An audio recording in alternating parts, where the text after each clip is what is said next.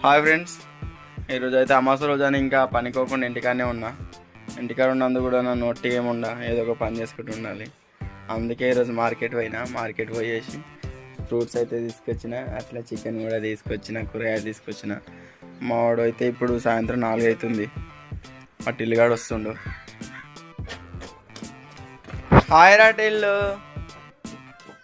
నీ కష్టానికి ఒకరు మొయ్యాలా?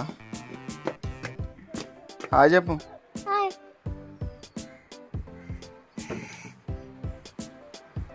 కాజేతులు కూడా అడుకోవా?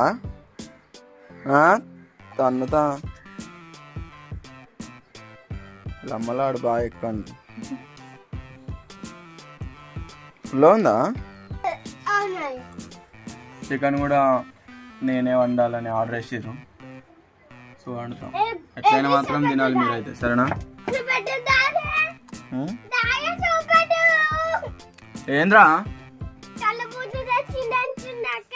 వచ్చినా? పాపకైతే జ్వరం వచ్చింది, హాస్పిటల్కి తీసుకెళ్తున్నారు మా వైపు.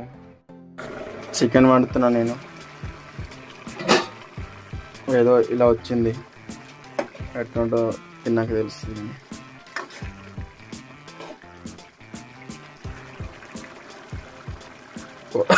కొత్తిమీర వేస్తుంది.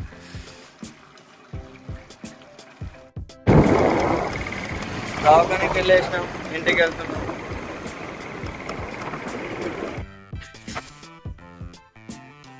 మా ఆయన చికెన్ అని మంచిగా అండి మొన్న యాత్ర పోయినప్పుడు నేర్చుకున్నట్ట.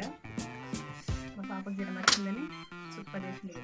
వారంలో 2-3 సార్లు తినకపోతే జ్వరమే వస్తుంది. ఇక